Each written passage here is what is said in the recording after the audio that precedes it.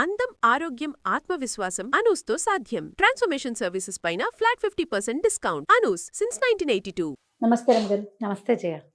రమగారు, పరువు హత్యలండి అడపాదడప అప్పుడప్పుడు వింటున్నాం. నిజం చెప్పాలంటే చాలా తక్కువగా వింటున్నాం. వినటం కూడా ఎట్లా జరుగుతుందంటే, ఎక్కడైనా జరిగిందని వినగానే వెంటనే ఒక 4-5 వినేస్తాం. ప్రచారం వల్ల అదే అలాంటి సంఘటనలు ఎందుకు రమ్మగారు? యాక్సిడెంట్స్ కూడా చూడండి, ఒకసారి ఒక బస్సు యాక్సిడెంట్ అయింది అనుకోండి, వెంటనే ఒక 2-3 రోజులు ఎక్కువగా వింటాం. ట్రైన్ అయితే ట్రైన్, అట్లా ఏ చెడుని మనం ప్రచారంగా వింటుంటామో అది ఎక్కువ జరుగుతూ ఉంటాయి ఒక 4-5 రోజులు. అవును కదా. కానీ ఈ మధ్య కాలంలో అయితే నిజం చెప్పాలంటే పరువు హత్యలు చాలా తగ్గిపోయినాయి. కాలం మారిపోయింది, అది సంతోషం. అయితే పూర్వకాలం కూడా ఇలాంటివి ఉండేవా? అసలు పరువు హత్య అనే ఇష్యూ ఉండేదా? ఎందుకంటే అప్పుడు మ్యారేజెస్ కూడా ఎక్కువ కదా. అవును. ఇప్పుడు మన కథల్లో నాకు అప్పుడప్పుడు పర్సనల్ గా గుర్తొచ్చిన పిల్లలు ఎక్కువ, పెళ్లిళ్ళు ఎక్కువ. సో ఇలాంటి పరువు హత్యలు, ఇలాంటి ఇష్యూస్ ఉండేవా? బయటకు వచ్చేవా? ఉండేవి. కొన్నిటికి ప్రచారం లభించేది, కొన్నిటికి లభించేది కాదు జయ. మేము స్కూల్లో ఉన్నప్పుడు, స్కూల్ అంటే 80s అనుకో, ఎర్లీ 80sలో బందర్లోనే ఒక విచిత్రమైన ఘటన. 2 వేరు జాతులు అమ్మాయి అబ్బాయి వెళ్ళిపోయారు.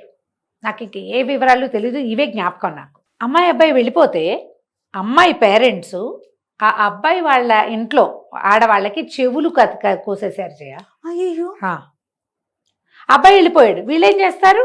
ఇలాంటి వెళ్ళిపోయిన వాడిని పట్టుకోవాలా, వాడిని ఎప్పుడో పట్టుకుని ఉండుంటారు. తర్వాత అతన్ని ఏం చేశారో నాకు తెలీదు. కానీ మేము స్కూల్లో ఉన్నప్పుడు మాత్రం, ఇది నేను బాగా 10th క్లాస్ పిల్లని కాదు, పెద్దదాన్ని కాదు, చిన్నపిల్ల, కొంచెం చిన్నపిల్లనే, 6th 7th క్లాసుల్లోనే అలా జరిగింది. అమ్మాయి అబ్బాయి వెళ్ళిపోయారు, ఎక్కడ వాళ్ళు. అతను బహుశా వేరే కులమో చిన్న కులమో ఏదో. అమ్మాయి తాలూకు వాళ్ళు చాలా మంచి గ్రాండియర్ ఇవి ఉన్నవాళ్ళు. పిల్లల్ని వదిలిపెట్టి ఆ పేరెంట్స్ని, ఆ ఇంట్లో ఆడవాళ్ళ చెవులు కోసేసిన ఘటన అప్పుడు చాలా హడావిడిగా ఉండేది ఊరంతా. తర్వాత ఎప్పుడో చల్లబడిపోయింది. కానీ అట్లా జరిగేవి. ఈ కులాల్లో వేర్వేరు కులాల వాళ్ళు పెళ్ళిళ్ళు చేసుకుంటే వీళ్ళలో డబ్బు గల వాళ్ళెవరో వాళ్ళు రెండో వాళ్ళ మీదకి తిరిగేవాళ్ళు. ఇవి ప్రపంచానికి తెలిసేలాగా చెదురుమదురుగా ఎక్కడో ఒక చోట జరిగేదా, నిశ్శబ్దంగా చేసేసేవాళ్ళు. పిల్లల్ని చంపేసేవాళ్ళు, ఆడపిల్లల్ని. వీళ్ళ ఇళ్లలోనే, వీళ్ళ వల్ల, ఆడపిల్ల వల్ల తమ పరువు పోతుందని పిల్లల్ని వదిలేయటము, చంపేయటము, పరమ నిశ్శబ్దంగా. అప్పుడు పోలీసులు ఇంత వ్యవహారాలు అవి ఉండేవి కాదు కదా. అసలు గుట్టు చప్పుడు కాకుండా చేసేసేవాళ్ళు. ఆ భయానికి ఆడపిల్లలు లొంగుండేవాళ్ళు. ఇప్పుడు ఒక మన జాతుల్లో, మన తెలుగు రాష్ట్రాల్లోనే కాదయ్య, ఇది మొత్తం ఇండియాలో అన్ని భాగాల్లోనూ ఈ కులమతాల వ్యత్యాసము, హెచ్చుతగ్గులు, ఆర్థిక బలము, అంగబలము ఉన్న వాళ్ళ ఐడియాలజీ వేరేగా ఉండేది. ఇదే కాకుండా అసలు డబ్బుకి వ్యవహారం ఏమీ లేకుండా కూడా చిన్న మామూలు కుటుంబాల్లో కూడా నలుగురిలో మాట పోయిందని పిల్లల్ని చంపేసేవాళ్ళు. లేకపోతే తమ పిల్లల నుంచి అవతల రెండో వాళ్ళని చంపేయటం మనం అదేగా చూసాం. అవునవును. తమ కూతుళ్ళని ఏం చేయరు, మగ పిల్లల్ని చేస్తారు వీళ్ళ డబ్బులతోటి. అవును. ఇప్పుడు అక్కడ చంపేసావు అనుకో, పోని ఏదో చేసావు. ఆ అబ్బాయితోటి తిరిగిన నీ కూతురు అతనితో కాపురం చేసింది, అతనితో సంతానం కన్నది, అసలు దాన్ని తీయగలవా?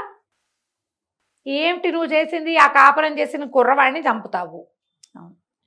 ఈ కళంకము అని నువ్వు భావిస్తూ ఉంటే, వాళ్ళదేమీ కళంకం కాదు అని భావిస్తుంటే, ఆ కళంకిత అయిన కన్యాకుమారి మన దగ్గరే ఉంటుంది. అమ్మాయి మన దగ్గరే. అమ్మాయి జీవించి ఉండగా ఈ రెండో వాడిని చంపేయటం వల్ల ప్రయోజనం ఏ రకంగా వీళ్ళకి లభిస్తుందో మనకి ఎప్పటికీ అర్థం కాదు. నలుగురు అంట మెచ్చుకుంటారు, ఆహాహా నీ కూతురు జోలికి వచ్చిన వాడిని చంపేసి. కూతురు జోలికి వచ్చినప్పుడే చంపేస్తే ఓ రకం, అలా కాదు పిల్ల కాపరాలు కూడా చేసినాక, వాళ్ళ ఇంటికి వెళ్ళి ఉన్నాక. ఇప్పుడు పబ్లిక్ డొమైన్లలో పెట్టడం ఎక్కువైపోయింది కదా. ప్రపంచం అంతా తెలియజేసేస్తారు, పోలీస్ స్టేషన్లకు వెళ్ళిపోతారు, ఫేస్బుక్లో పెట్టేస్తారు, ఫోటోలు తీసుకుంటారు గందరగోళంగా. అందరి ఇళ్లలోనూ మన వాళ్ళ ఫోటోలు ఉంటాయి. ఇప్పుడు నువ్వు చంపేస్తే ఏమిటి? మీనింగ్లెస్ కదా. నీ జీవితం వృధా, వాళ్ళ జీవితం వృధా, అవతల వాళ్ళ కుటుంబం ఇది. నువ్వు సాధించిన ప్రయోజనం ఏదైనా ఉందా?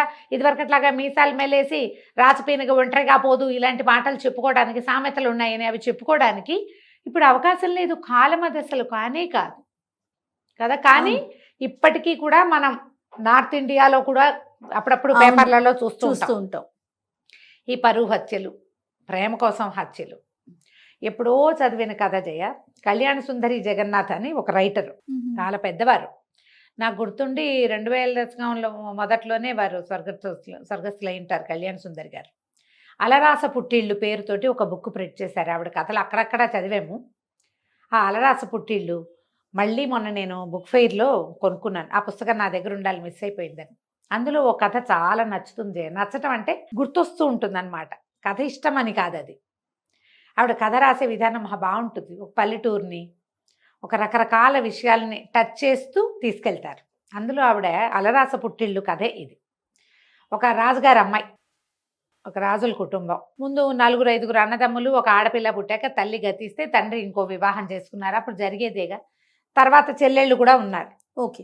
ఈ మొదట చెల్లెలు అమ్మాయి గురించిన కథ రాస్తారనమాట. ఇది ఎవరు ఎలా రాస్తారు ఆ స్టోరీ?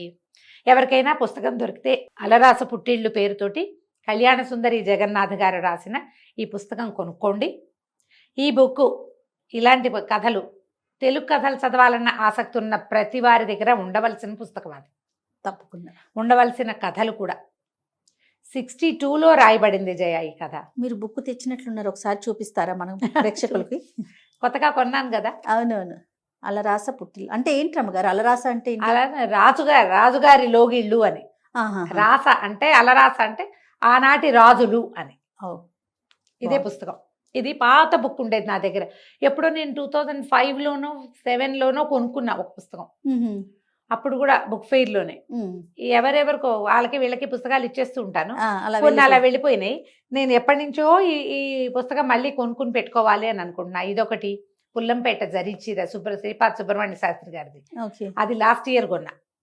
దీంతో పాటుగా 12 బోయకొట్టములు అనేటువంటి అదొక పుస్తకం. అవి కొన్ని ప్రత్యేకంగా ఉంచుకోవాలి, అప్పుడప్పుడు చదవడానికి బాగుంటాయి. ఇట్లు మీ విధేయుడు చెప్పాయి కదా నేను, బారాగోపాటి రామ్ గోపాలం గారిది. దాంట్లో ఇదిగో పుస్తకం చూపిస్తున్నా కదా. ఎక్కడ పంజరం నుంచి ఎగిరిపోతున్న ఒక పక్షి కనిపిస్తూ ఉంటుంది.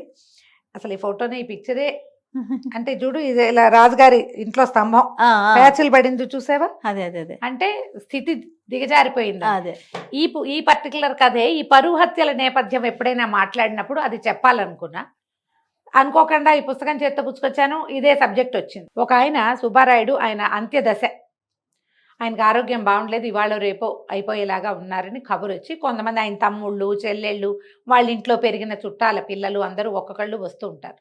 ఆ వచ్చే వాళ్ళల్లో బాగా పెద్దదైన 50 సంవత్సరాలు దాటిన అక్కమ్మ అనే ఆవిడ వస్తుంది. ఆవిడ వచ్చాక చూస్తే మొత్తం బిల్డింగ్ అంతా పాతబడిపోయి అక్కడక్కడ రాళ్ళు లేచిపోయి వాళ్ళ దీన స్థితి ఏంటి, పూర్వపు గ్రాండియరు ఇవాళ కోల్పోయింది. అది ఒక 2 పేజీల్లో రాస్తారు జయ. మనం ఎన్ని దివాణాలు, ఎన్ని ఇళ్ళు, ఎన్ని రాచకుటుంబాలు, ఎంతమంది పెద్ద పెద్ద వాళ్ళ కుటుంబాలు ఇప్పుడు తరిగిపోయిన సంపద కలిగినవి జ్ఞాపకం వస్తాయి. మన కజిన్స్లో, మన చుట్టాల్లో, మన తాతలు మామలు జ్ఞాపకం వస్తారు అది చదువుతుంటే. పల్లెటూళ్ళల్లో పాతగా అయిపోయిన ఇళ్ళు, ఫ్యామిలీ అంతా బయటికి వెళ్ళిపోతారు. దీనికి ఆల్లా పాలనా చూసేవాళ్ళు ఎవరు ఉండరు. ఒకప్పుడు ఇక్కడ కొన్ని లక్షల రూపాయల డబ్బు ఉండేది, 100 నవర్సుల బంగారం ఉండేది, 100 కొద్ది బస్తాల ధాన్యం ఉండేది, 10ల సంఖ్యలో పాలేళ్ళు ఉండేవాళ్ళు, వాళ్ళ మీద తినే కుటుంబాలు 25-30 ఉండేవి, ఆడపిల్లలు యువరాణుల్లాగా ఉండేవాళ్ళు, చక్కటి సంబంధాలు చేసుకునేవాళ్ళు. బయట నుంచి యువరాణులు ఎంతమందో ఈ ఇంటి కోడళ్ళుగా వచ్చుంటారు. కానీ దిగుబడి ఒక్కసారి గనక వాళ్ళ పరిస్థితి వెనక్కి వెళ్ళడం మొదలుపెట్టిందంటే చెట్టుకొకళ్ళు పుట్టకొకళ్ళు ఎగిరిపోతారు. ఆశ్రితులంతా వెళ్ళిపోతారు, పొలాలు తరిగిపోతాయి, గొడ్లు తరిగిపోతాయి, ఇళ్ళు పాతబడిపోయి పాడుబడిపోయి అవన్నీ ఎలా వెళ్ళిపోతాయి అనేది కనపడుతుంది మనకి. నాకు అది చదువుతూ ఉంటే ఒక కడుపులో మెలిపెట్టినట్టు ఉంటుంది జయ. దాన్ని చూసి రాసిన వారి మానసిక స్థితి ఆలోచించి అసలు అవునండి, అది స్పష్టంగా తెలిసి దాన్ని అనుభవించి రాయగలిగిన వాళ్ళు, అనుభవించిన వాళ్ళ మానసిక స్థితి అసలు చెప్పలేం కదా, వర్ణనాతీతంగా ఉంటుంది. చాలా బాగా రాస్తారు. ఎంత హాయైన భాష, ఎంత చక్కటి మాటలు రాస్తారో, పదాలు ఎంత బాగుంటాయో. అయితే ఆవిడ వచ్చేసరికల్లా వాళ్ళ అన్నయ్య, ఆ అక్కమ్మ అనే ఆవిడ ఆ ఇంటి ఆశ్రితుల కుటుంబంలో పిల్ల. ఆయన్ని పలకరిస్తుంది. ఆయన సత్యవతి వచ్చిందా అని అడిగి సత్యవతి అంటాడు ఇవి చేయి పట్టుకోగానే. కానీ నువ్వా అక్కమ్మ అంటాడు, గుర్తుపడతాడు. సత్యవతి రాలేదా అని అడుగుతూ ఉంటాడు. ఈవిడ బయటకు వచ్చి ఇక ఒక పని మనిషి ఎవరో ఉంటుంది, ఒక పని ఆవిడ సహాయం చేసే ఆవిడ వచ్చి యువతలకు వచ్చి కూర్చుంటారు. వదిన గారు కూడా బాగా ఇదిగానే ఉంటుంది. చిన్నన్నయ్య వస్తాడు, వాళ్ళు వస్తారు, వీళ్ళు వస్తారు, మాట్లాడుకుంటారు. అందరూ సుమారైన స్థితిలోనే ఉన్నారు. వాళ్ళలో ఘనతగా ఉన్న వాళ్ళు ఎవరు లేరు. ఈవిడ సామాన్యంగానే ఉంటుంది. వీళ్ళ సంపద అంతా ఎలాంటి సంపద, ఎంత గొప్ప మనిషి, ఈయన ఎంత మెత్తని గుండె, ఎంత గొప్పవాడు, అవి మాట్లాడుకుంటారు. ఆ అమ్మాయి చెప్తుంది, ఆ చంద్రాయి అంటారు ఆ దాసి ఆవిడ, అవి ఇవి మాట్లాడుతుంది. సత్యవతమ్మ పెళ్లితోటే వీళ్ళ స్థితి అంతా పాడైపోయింది అని చెప్పుకుంటారు. ఆ సత్యవతి గుర్తొస్తుంది అక్కమ్మ గారికి. ఆ సత్యవతి సుబ్బారాయుడు గారి చెల్లెలు. ఓహో. ఆ అమ్మాయి పుట్టినప్పుడు తల్లి పోతే ఈ అక్కమ్మ గారి తల్లి ఆ పిల్లకు కూడా పాలిచ్చింది. వీరిద్దరూ ఒకే వయసు వాళ్ళు, కలిసే పెరిగారు. అయితే ఆ సత్యవతి గారికి పెళ్ళైపోతుంది, సత్యవతమ్మ అనే అమ్మాయికి. ఆ పిల్లకి 7-8 సంవత్సరాల వయసు ఉన్నప్పుడు వీళ్ళ ఇంట్లోకి ఒక కుర్రాడు వస్తాడు, చెంగల్రాయుడు పేరుతోటి. వీళ్ళ రాచవంశమే ఎవరో. తండ్రి చనిపోతాడు, సడన్గా తండ్రి చనిపోతే కుర్రాడు ఒక్కడే మిగిలిపోతే ఆ ఊరు వాళ్ళు, మీ వాళ్ళేనండి, కొంచెం చూసుకోండి అబ్బాయినంటే ఆ తండ్రికి అంత్యక్రియలు చేయించి ఆ కుర్రాడిని ఇంట్లో పెట్టుకుంటారు. ఈ సత్యవతి వీళ్ళకంటే అతను ఒక 5-6 సంవత్సరాలు పెద్దవాడు. ఎట్లాగో ఈ పిల్లకి అతనికి మంచి స్నేహం కలుస్తుంది. మొదటి రోజు నుంచి సత్యవతి కొంచెం మెత్తటి మనసు కలిగింది. ఆ అబ్బాయికి దెబ్బలు తగిలితే ఏదో తడిబట్టిచ్చి చూస్తుంది. ఈయనకి ఆడపిల్లలు బయటికి రాకూడదు, ఆడవాళ్ళు ఇలా ఉండకూడదు, అలా ఆ కాలం అంతా వాళ్ళకి ఘోష అవి నడిచేవి. ఇప్పుడు ఒక 100 సంవత్సరాలు 150 సంవత్సరాల క్రితం రాచ కుటుంబాల్లో మర్యాదలు ఎట్లా ఉండేవి, మగవాళ్ళు ఎలా ఉండేవాళ్ళు, ఆడపిల్లలకి ఏ రకమైన అద్దు ఆపు ఉండేది, అవి కనపడుతూ ఉంటాయి. ఈ చెంగల్రాయుడు ఈ పిల్ల కోసం పువ్వులు తెస్తాడు. ఎక్కడో చిలక పిల్ల కనపడితే ఆ చిలకను తెచ్చి ఈ పిల్లకి అప్పచెప్తాడు. చిలకను పెంచుతుంది. వీళ్ళిద్దరికీ స్నేహం కలుస్తోందని వదిన గారు గుర్తించి అన్నగారికి అప్పచెప్తుంది. ఆ కుర్రాడితో అమ్మాయి స్నేహం చేస్తోంది అని. వీళ్ళిద్దరూ మనసు ఇచ్చి పుచ్చుకుంటారు, కలిసి జీవించాలనుకుంటారు. అప్పటికే 14-16 ఏళ్ళు ఉంటాయి అమ్మాయికి, అంతకంటే వయసు ఉండదు. అదే అతను 23-24 ఏళ్ళ వాడు ఉంటాడు. ఆయన ఏ వాక్యాలు చెప్పకుండా ఆ అబ్బాయి వెళ్ళిపోయాడని రాస్తారు జయ. ఎంత జరిగి ఉంటుందో గ్రంథం బయటికి రాదు. అతను ఉత్తరీయంతో కళ్ళద్దుకుంటూ వాళ్ళ ఇల్లు దాటి వెళ్ళిపోతాడు. ఆ అబ్బాయి వెనకాల పరిగెత్తుకుంటూ వెళ్తుంది అమ్మాయి. సింపుల్ వాక్యాలతో రాస్తారు. ఒక అద్భుతమైన రొమాంటిక్ దాన్ని, అంటే ఏమంటారు, అపారమైన ప్రేమ కలిగిన ఒక జంట గురించి చిన్న వాక్యాలతోటి ఏం జరిగింది రాయకుండా రాస్తారు. నాకు ఆ గోప్యత చాలా ఇష్టం కళ్యాణ్ సుందర్ గారి దగ్గర. అదే ఆవిడ ప్రతిభ. ఎక్కువ హడావిడి చెయ్యరు, కానీ అక్కడ ఏం జరిగిందో మన బుద్ధికి, మన మనసుకి, మన ఊహకి వదిలేసి రాస్తారు. వెనకాల పరిగెట్టి వెళ్తుంది. తర్వాత వీళ్ళు పిల్ల కోసం వెతుక్కుంటారు. ఎక్కడో కనపడుతుంది. ఆ అమ్మాయి చేతిలో ఒక ఉత్తరీయం, తడిసిపోయిన ఉత్తరీయం ఉంటుంది. అది చెంగల్రాయుడిది. ఈ అక్కమ్మే చూసి ఉత్తరీయం దాచేసి పిల్లని తీసుకొచ్చేస్తుంది వెనక్కి. వీళ్ళిద్దరూ ఒక పెద్ద జంట పాదాలు, చిన్న జంట పాదాలు నడిచినట్టు కూడా కనపడితే పాదాలు కూడా ఈ అక్కమ్మే తుడి చేస్తుంది. అతని వెనకాల ఈ అమ్మాయి వెళ్ళింది అని ఎవరికీ తెలియనివ్వదు. కానీ ఊళ్ళో కాస్తా కుస్తా చెప్పుకుంటారు. ఈ లోపల ఈ పిల్లకి పెళ్లి చేస్తారు. పెళ్లి సంబంధం కుదిర్చేస్తారు.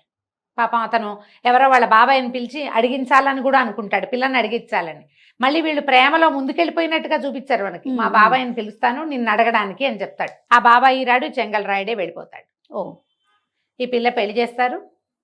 2 వారాలు కూడా కాలేదు, ఒకరోజు రాత్రి పరిగెత్తుకుంటూ వచ్చేస్తుంది ఇంటికి. కేకలేస్తాడు అన్నయ్య, దేమిటి అని.